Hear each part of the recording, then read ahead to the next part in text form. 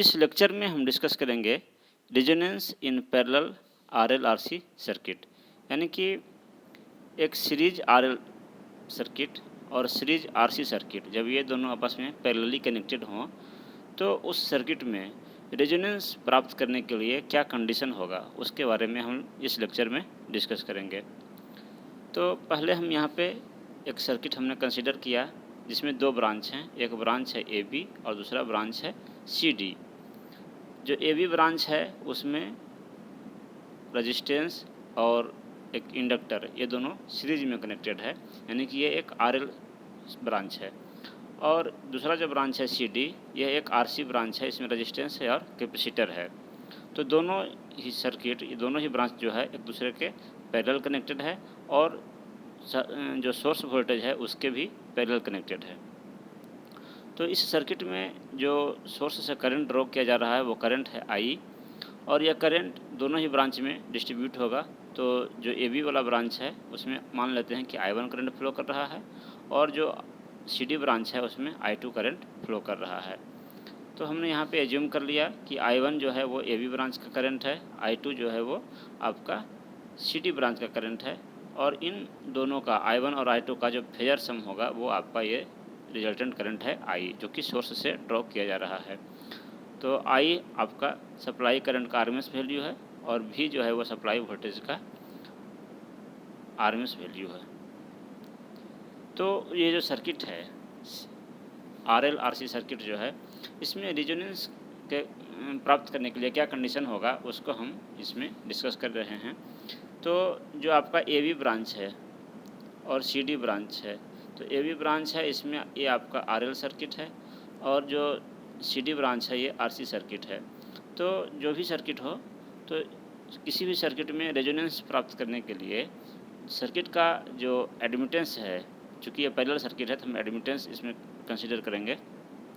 तो सर्किट का एडमिटेंस में जो इमेजिनरी पार्ट होगा वो 0 के इक्वल होना चाहिए, तो वो सर्किट जो है आपका रेजोनेंस की कंडीशन में कहलाएगा।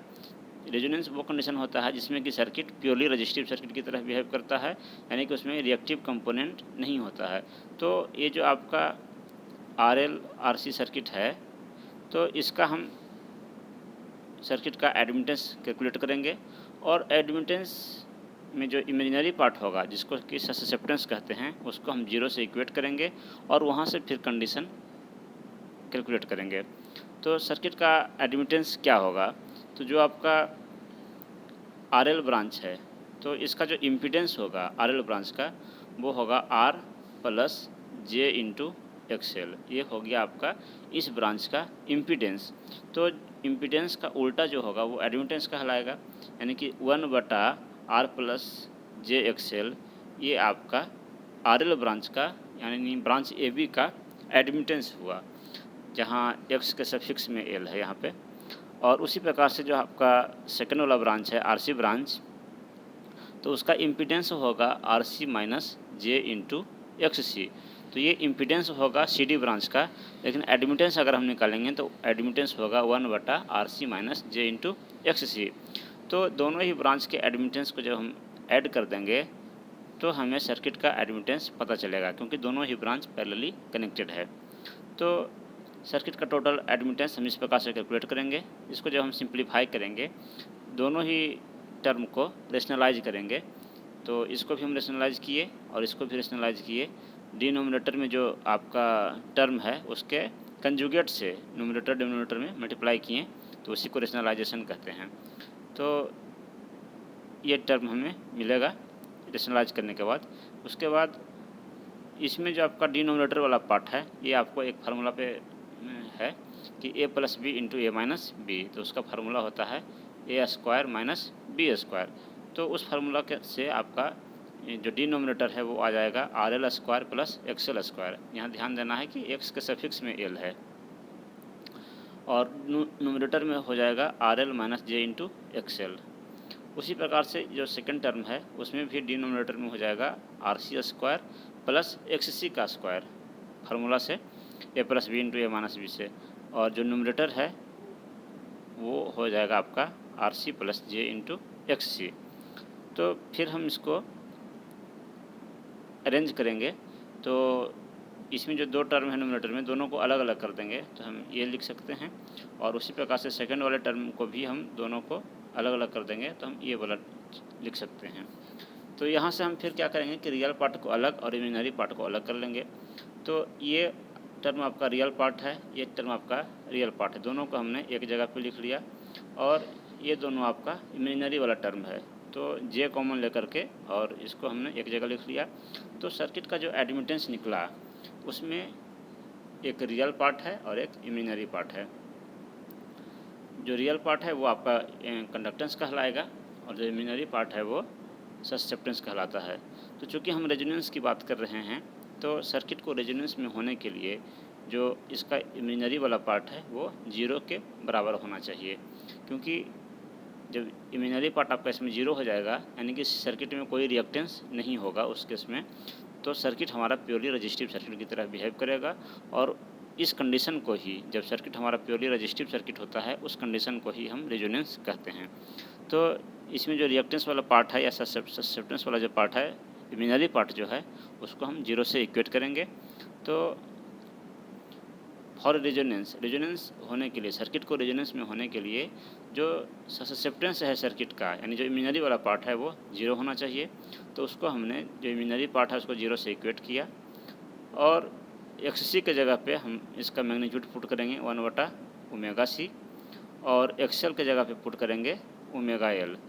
तो इसको हम सिंप्लीफाई करेंगे, XC के जगह पे 1/ωc और XL के जगह पे ωL पुट किए और इस टर्म को राइट हैंड साइड में कर लिए।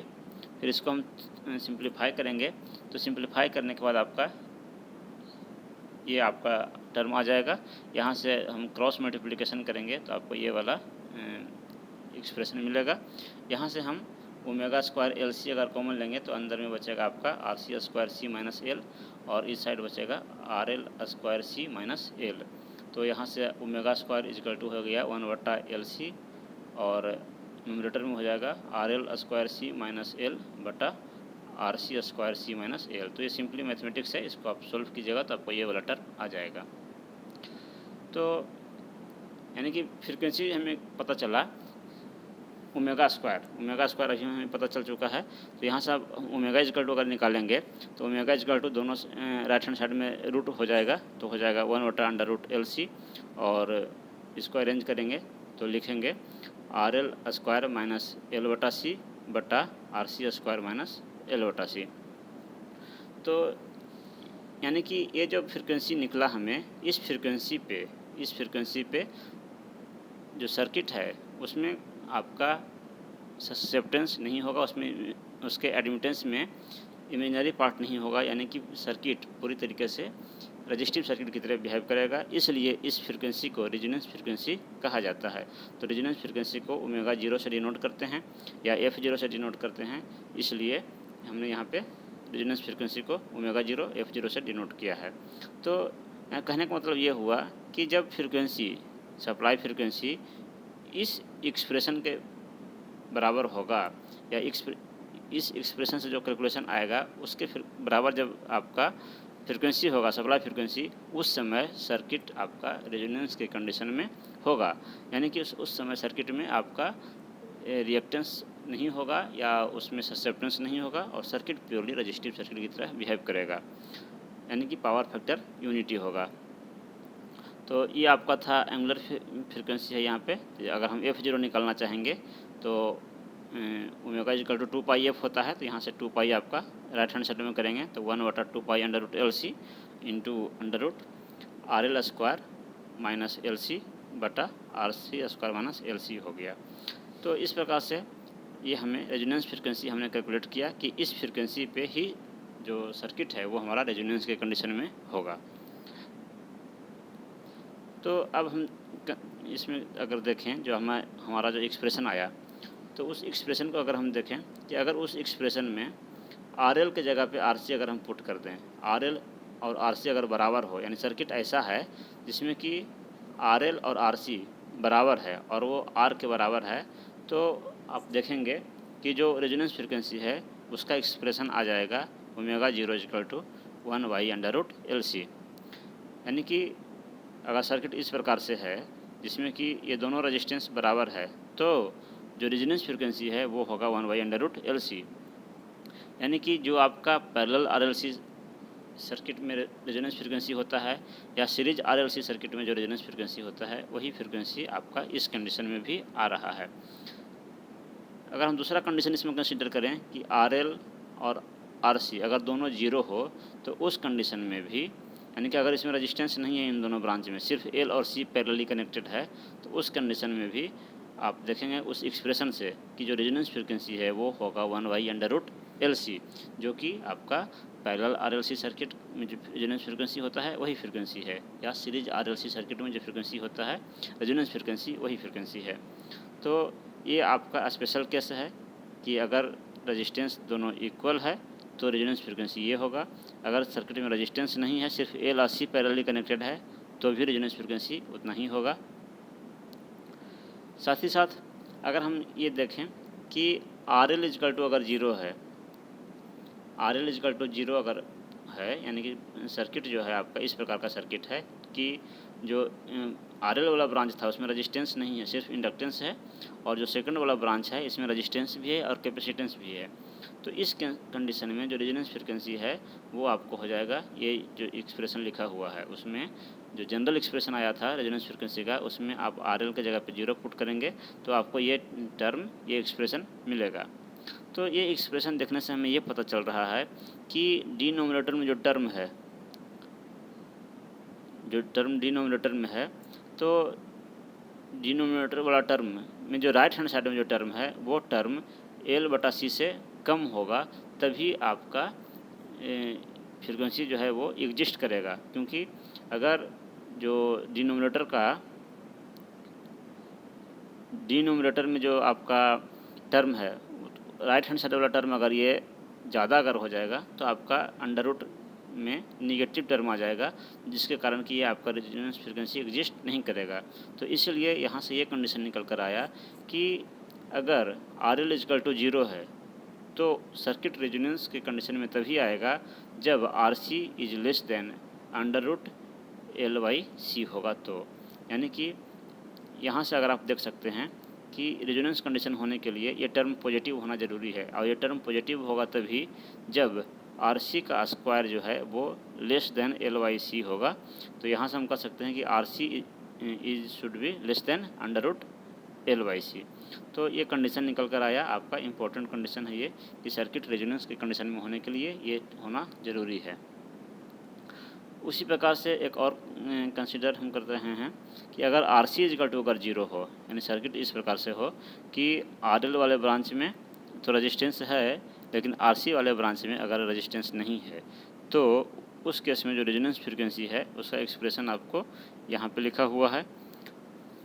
तो इसका जो न्यूमरेटर वाला पार्ट है उसको अगर आप देखें तो अंडर रूट में जो टर्म है वो पॉजिटिव तभी होगा जब RL स्क्वायर का वैल्यू L/C से कम होगा, अदरवाइज ये फ्रीक्वेंसी एग्जिस्ट नहीं करेगा। इसलिए सर्किट को रेजोनेंस कंडीशन में होने के लिए RL should be less than under root L/C, ये इम्पोर्टेंट कंडीशन है।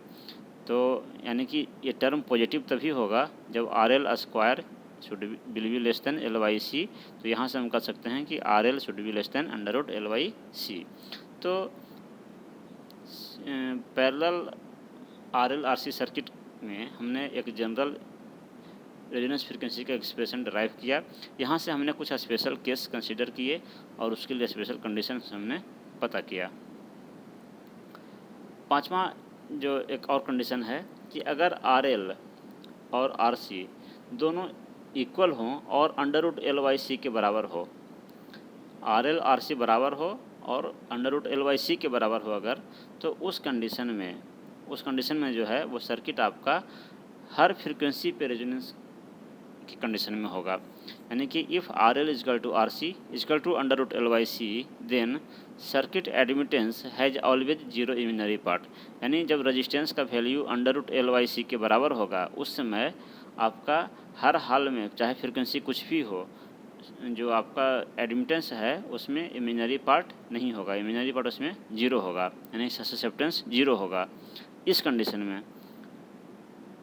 Therefore the circuit is resonant at all frequency, क्योंकि ये फ्रिक्वेंसी पे डिपेंड नहीं कर रहा है और रेजोनेंस के कंडीशन प्राप्त हो रहा है बिना फ्रिक्वेंसी के, यानी फ्रिक्वेंसी कुछ भी हो, अगर रेजिस्टेंस का वैल्यू ये है, इसके इक्वल है, तो जो एडमिटेंस है वो प्योरली आपका उसमें रियल पार्ट है, इमेजिनरी पार्ट नहीं है। तो हम कह सकते हैं कि सर्किट जो है वो हर फ्रिक्वेंसी पे, ऑल फ्रिक्वेंसी पे वो रेजोनेंस के कंडीशन में होगा। तो इस लेक्चर में हमने पैरेलल RL RC सर्किट के बारे में डिस्कस किया। Thank you.